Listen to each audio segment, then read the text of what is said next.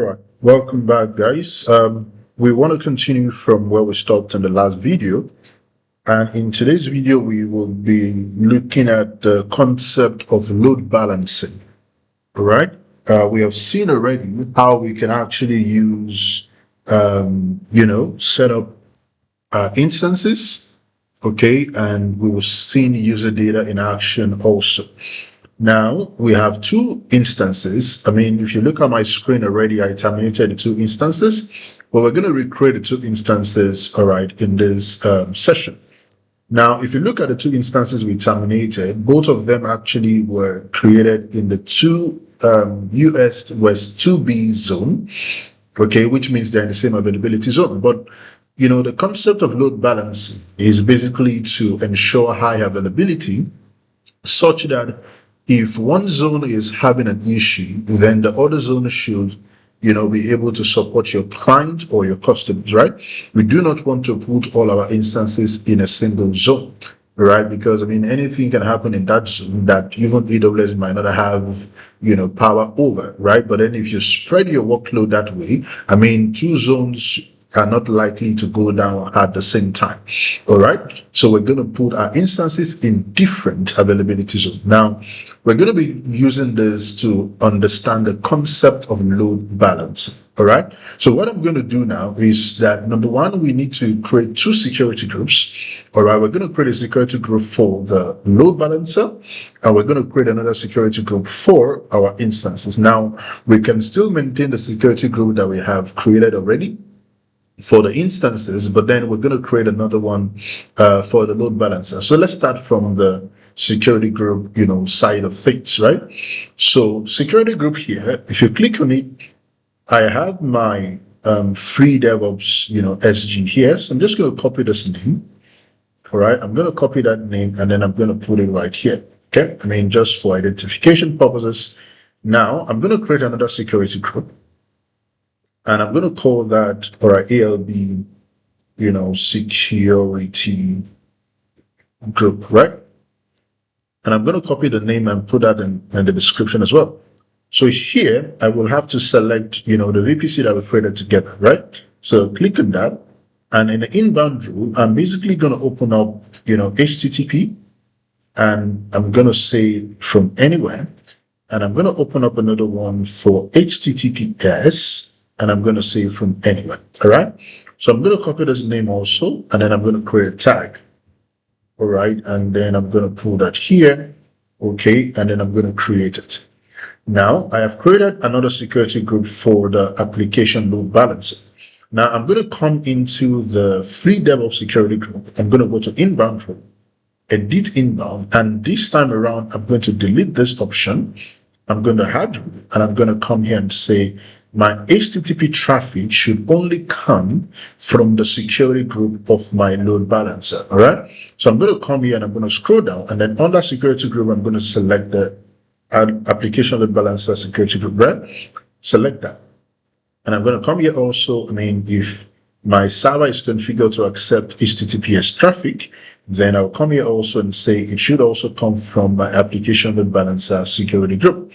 Now, what I have just done is basically to say that if there's any kind of web traffic that is coming towards my server, then the security group is going to check the source. So where is it coming from? Is it coming from the security group, the load balancer? Is it coming from another source? Now, if the source is not the security group of the load balancer, the security group of my instance, which is the free DevOps security group, is basically just going to, stop that traffic, right? Is going to basically just terminate it. But of course, if the source is from the security group of the load balancer, then traffic will be allowed to pass. Okay, so that is what we're doing. So the only place where we have, the HTTP and the HTTPS opened up is basically for the load balancer, because our load balancer is public facing, right? So that is what we have right here. Now, the next thing we need to do is that we need to go back here and set up a NAT gateway. Now, the NAT gateway is not under the free tier, but I am doing this to help us understand, what actually happens in the work environment, right? Because your instances ideally are not supposed to be in the public subnet. They are to be in the private subnet, all right? And so you cannot have an instance in a private subnet that does not have a NAT gateway configured, right? I mean, there's no way the instance is going to be able to download any update from the internet, okay? So I'm going to create a NAT gateway. And remember, the NAT gateway is not under the free tier, okay? So, and you're going to pay, I mean, of course, not going to cost you so much. I mean, just a few cents, but of course, I need to mention that here as well. So I'm just going to call this class NAT GW, just a simple name. The subnet is going to be in the public subnet, right? Because the purpose of the NAT gateway is to provide internet access to our instances while the instance remains private, okay? So it has to be in the public subnet in order to be able to perform that function, okay? So I'm going to allocate an elastic IP. I mean, we did this already in the VPC class. So create a NAT gateway, and I need to go back to my route table. And then I need to select my private route table and then go to route. So you can see that the NAT gateway we had before, we deleted it. So it says black hole. Black hole means it's not reachable. All right. So edit route, I'm going to basically remove these and then select the new one that we just created and then save my changes. Now you can see that it says my NAT gateway is active. Now we need to run and basically just, do whatever it is that we have to do so that we can reduce our cost as much as we can. All right. So now I need to go back to my EC2 section. So I terminated these two instances already. So we're going to create, another instance, right? And I'm going to come here basically. I'm going to write a script all over again. I mean, I didn't remember to copy that script out. So I'm basically just going to come here and then write the script all over again. So I'm using Notepad++, but you can use any editor that you have. All right. I mean, Visual Studio Code is fine if you have that, but I'm just trying to experiment with different things. Okay. So yum update. Okay. All right. So I think it's yum update, right? I hope I got that. Okay. So yum install httpd-y, and don't forget to put your -y here as well. Right? So yum update sudo apt update. So I'm just trying to be sure that I'm correct, because sometimes you can mix these things up. So yum, and that will be enable. Oops, sorry. Okay, so that'll be sudo systemctl. Okay, so we need to enable the HTTPD. That's the next thing we need to do. Okay, and then sudo, systemctl start HTTPD. Okay, and then the next one we have there is the echo command, right? So echo, so we're echoing this, this simple script and say hello world, or basically let's just say greetings, from, and then you have your $, open this up, host name, -f, close the bracket, and then you basically just have to close this. So close that up, don't forget, and then you direct that to your var www/html/index.html. All right. So we have that. I mean, this is the script that we used in the last video, right? So yum update -y, yum install httpd. All right, sudo systemctl enable HTTPD, sudo systemctl start HTTPD. So I'm basically just going to copy this script, launch my web server now. All right, so the first web server, so let's call that, web 01. Okay, and of course, we're going to use Amazon Linux. All right, so T2 Micro, we're going to stick with that. All right, we're going to use the same key pair we used as the one we used earlier. Remember to edit your network settings and choose the appropriate VPC. Okay, so select that, and don't forget to change these to the private subnet, not the public subnet, right? I mean, we're trying to protect our instances. It should be the private subnet, not the public subnet. So here I'm going to choose any of the, private subnets. Select security group, and then it's going to be free DevOps, SG. And right here, I'm going to expand the advanced details, scroll all the way down, and then paste your script right here. Okay. And now all we need to do here is basically to launch the instance. Okay. Now, since it's a user data script, now we don't need to put sudo. Okay. because it's a user data script. Now, the reason why we don't need to put sudo is because your user data script is actually executed using the sudo privilege. Okay, so whether you put sudo or not, it's going to execute a script anyways, using sudo. So you don't have to explicitly specify sudo in that particular space. Okay, so now let's launch the instance. Okay, so the first instance has been launched. So let's take a look at the region where we have this instance launched. So we launched it in 2B. So the next one should actually be, in 2A or in any other region apart from 2B. So let's launch the second one. So here I'm going to call this web 02.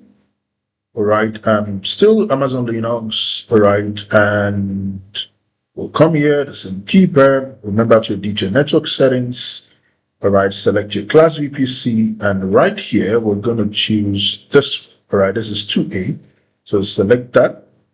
And then existing security group, and that is going to be the same security group, as we used just now.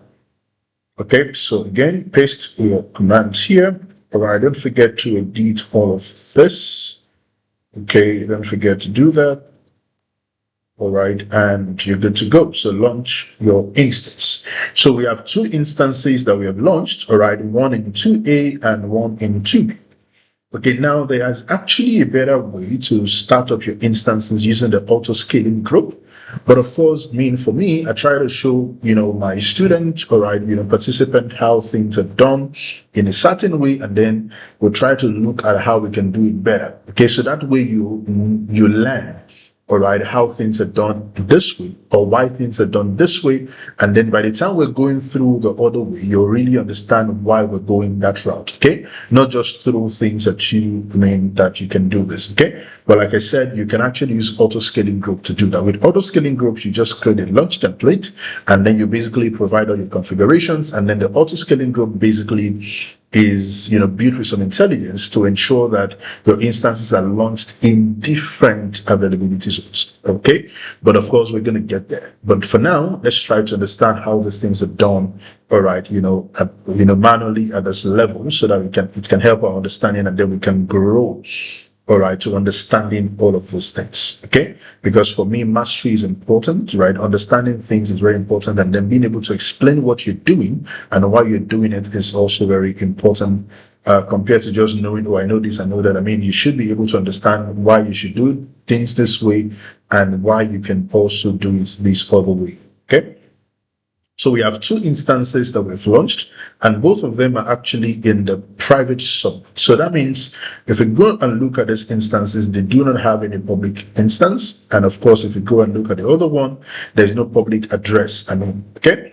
Now, the implication of that is without a bastion host, we can actually log into this instance. In the VPC class, we looked at the bastion host and how you can use the bastion host to connect to your instances in the private subnet. But this time around, we do not want to set up any bastion hosts. We want to assume that everything that we have set up is actually set up correctly. Okay, so the next thing we want to do now is basically go to the load balancer section and set up a load balancer to connect to these two instances.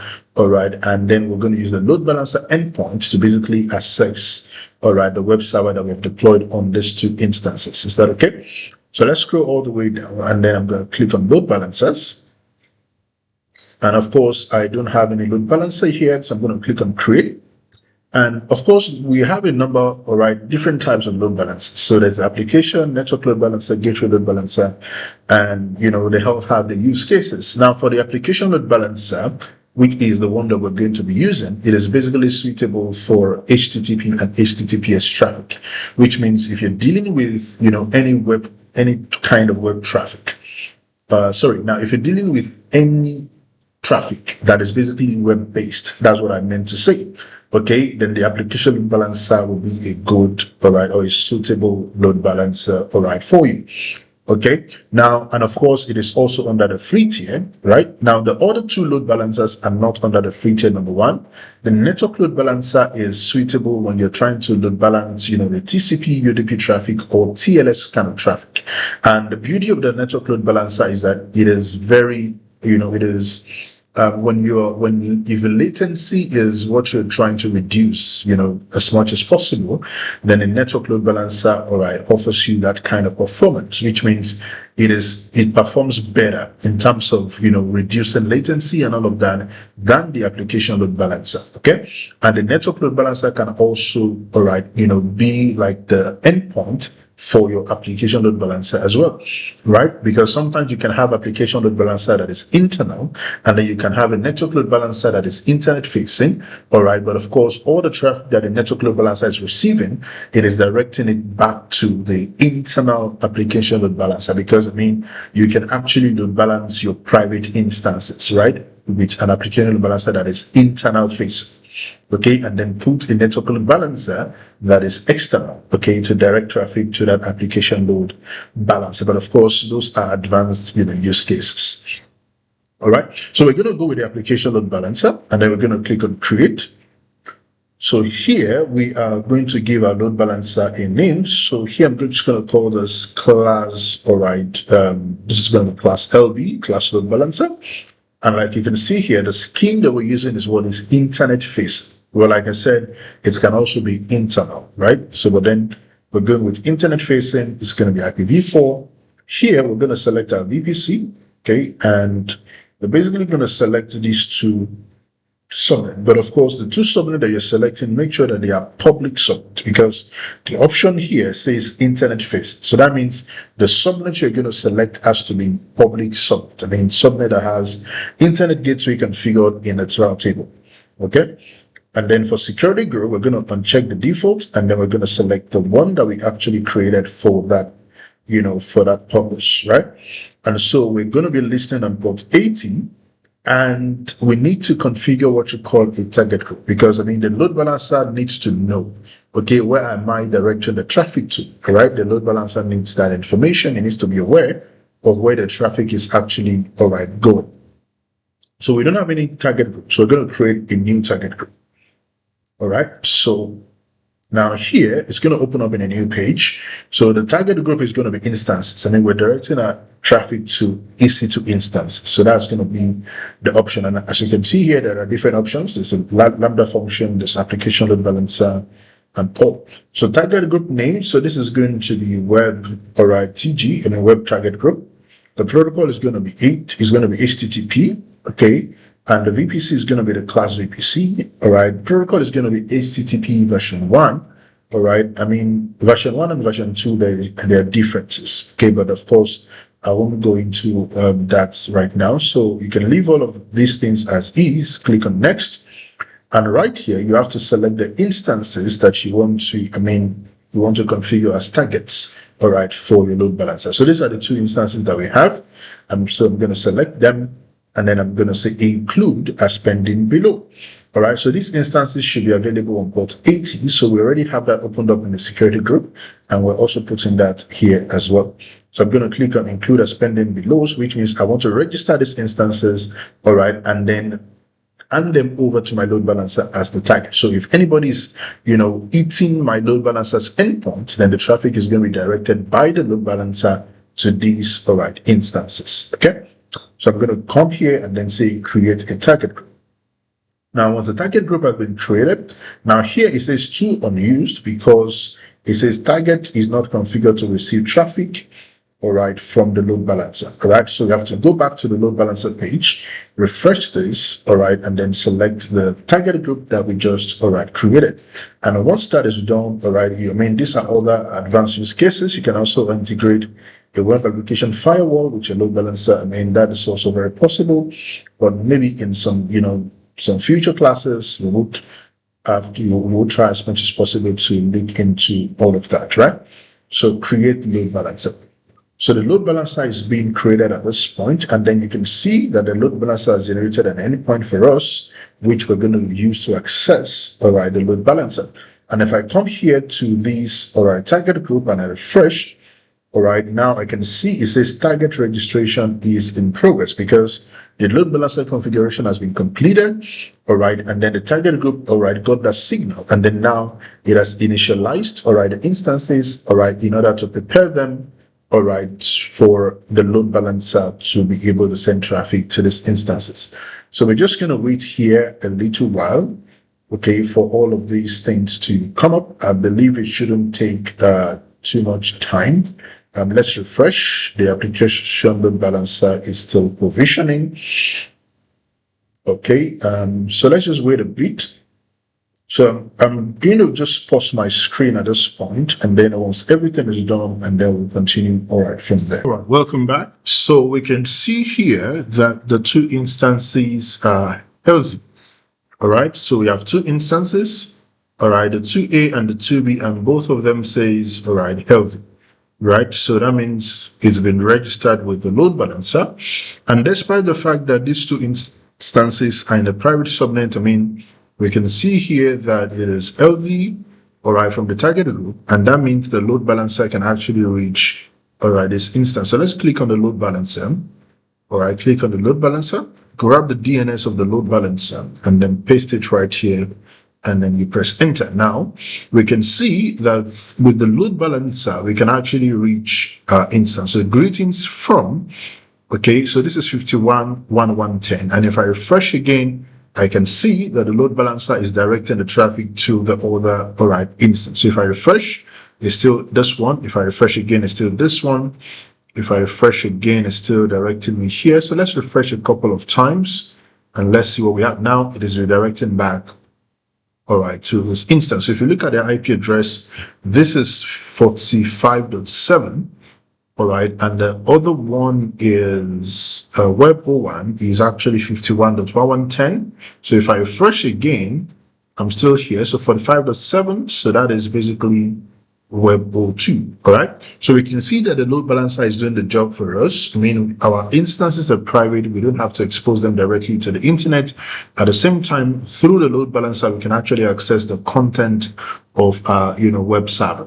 All right, and then we can see the load balancer doing all the magic, all right, for us. So thank you so much, guys. In the next video, we're going to see how to use auto scaling group to basically, set up the whole thing using a launch template without having to, create the instances ourselves, right? The auto scaling group can actually take care of that for us. Okay.